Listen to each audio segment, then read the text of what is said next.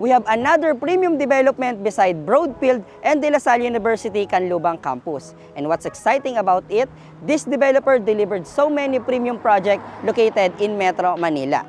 And right now, they are expanding their portfolio here in Laguna.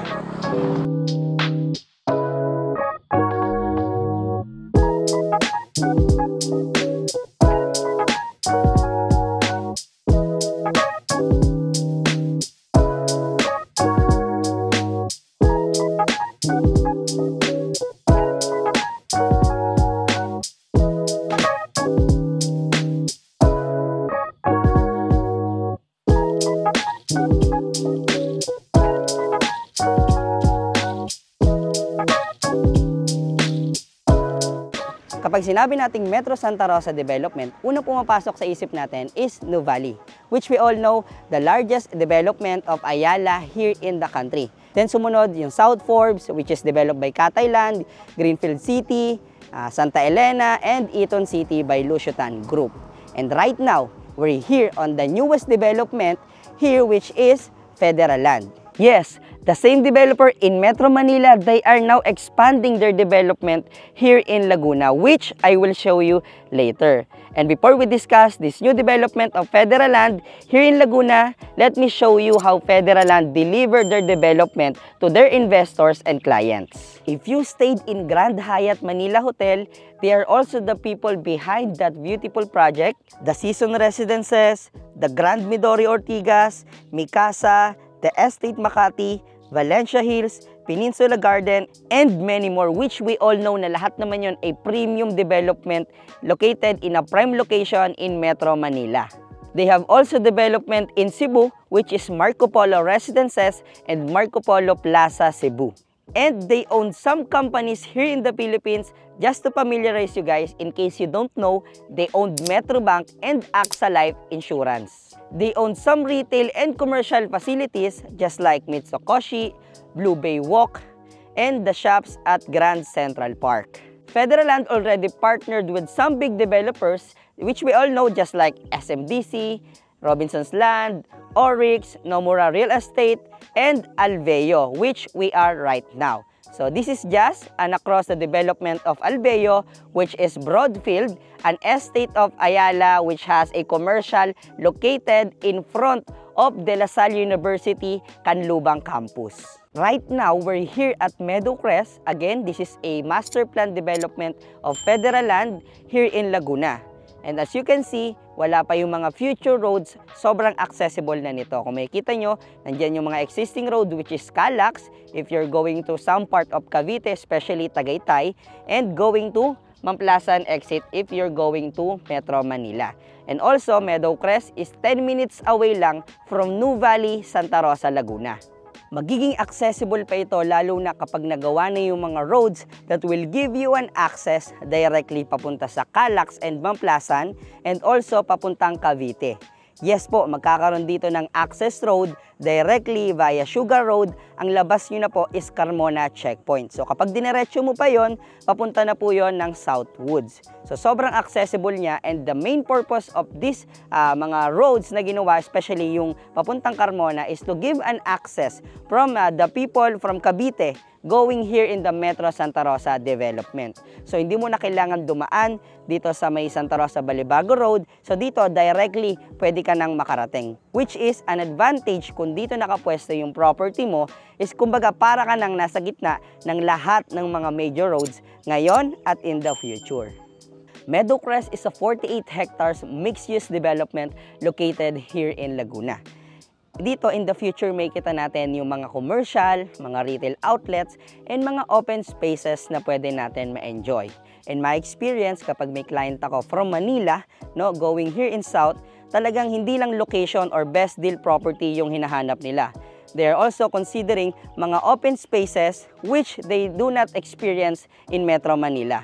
Kung mapapansin niyo, no, kahit na nade-develop yung mga ibang parte ng lugar dito sa Metro Santa Rosa, is nadadagdagan din naman yung mga access road or mga major roads dito sa area. Which we all know na kapag nangyari yon, no, in the future is tataas yung value ng mga property dito sa area. Since we're talking about residential, we have a residential here in Meadowcrest, which is Heartwood Village. Heartwood Village is a 11.3 hectares residential development located here in Barangay Malamig, Biñan City, Laguna.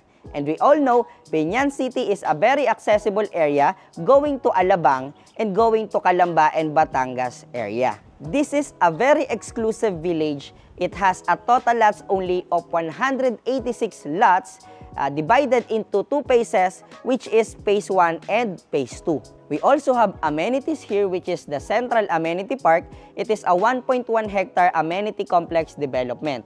It has a clubhouse with a total floor area of 1,200 square meter. And what you will enjoy here, it has a drop-off, clubhouse, parking area, pocket parks, meditation garden, lap pool, children's pool, playscape area, pet parks for our fur babies, multipurpose court, service parking, and game room. The unique design that you will love here in Heartwood Village, although it is a very exclusive village, aside from the Central Amenity Park, you will enjoy the scattered parks and open spaces around the area. So some of you guys will tell me, Carlwin, hindi naman unique yan. Meron din namang ibang development na may ganyang open spaces and area. So yes, tama po kayo, pero yung mga development na tinutukoy po ninyo, most likely is nasa 20 to 30 hectares pataas. Again guys, Heartwood Village is 11.3 hectares only. Imagine na may scattered park pa sa area at may central amenity park ka sa gitna.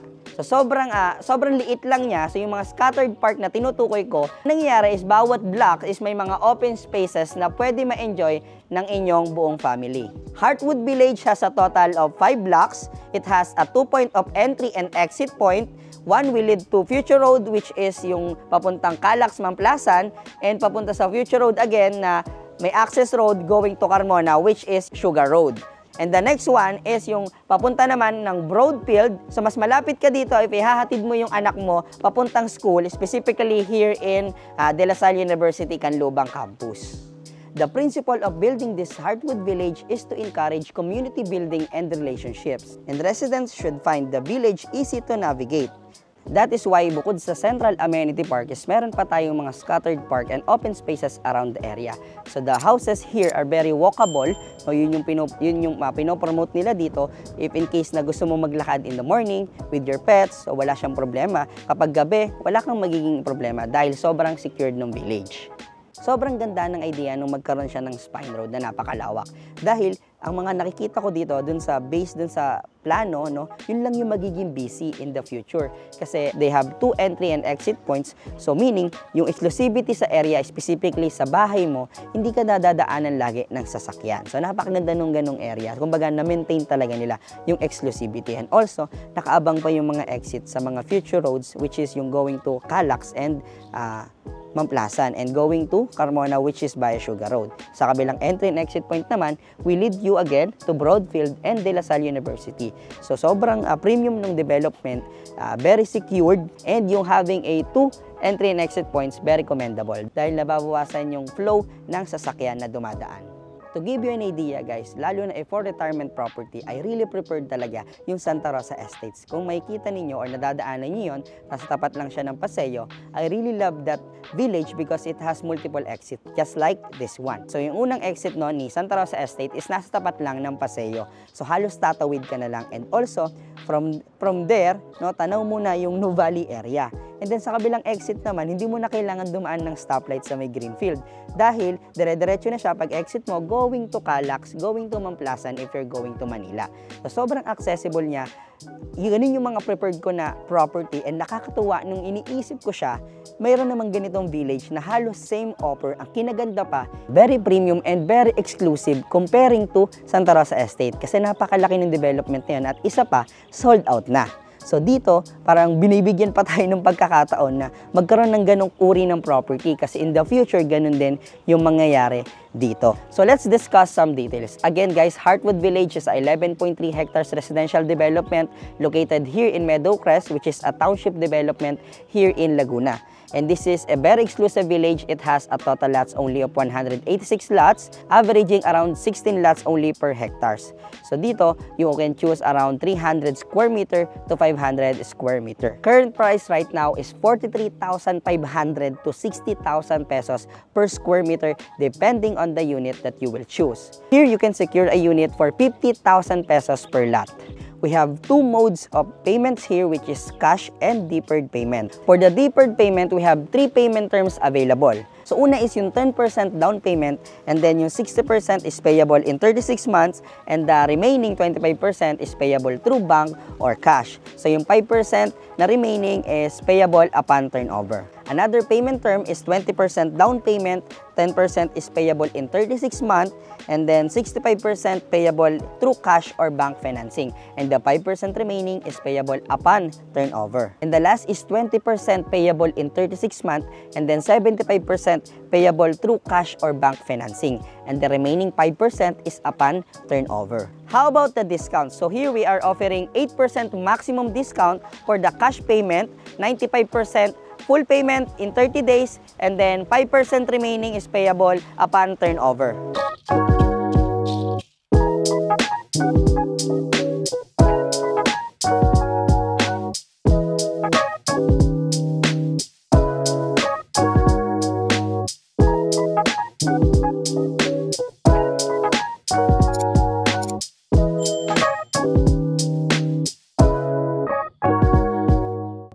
Again guys, Heartwood Village is the first residential project of Federal Land here in Meadowcrest. And it is a very exclusive and premium development because it has a total lots only of 186 units.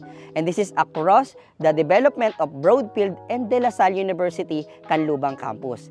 This is also good for retirement home because malapit lang siya sa mga schools and mga establishment, commercial establishment in the future. So if you're an OFW or from Manila, just want to secure a piece of land here in the fastest growing city in Laguna, you can call us on the numbers flash on the screen. That is 63969-6020739. It has a Viber, WhatsApp, and iMessage para sa ating mga kababayan working abroad. And if you want to learn more about Metro Santa Rosa developments and update, make sure to like and subscribe to our YouTube channel. And that's all for today, guys. Thank you for watching. See you on my next one.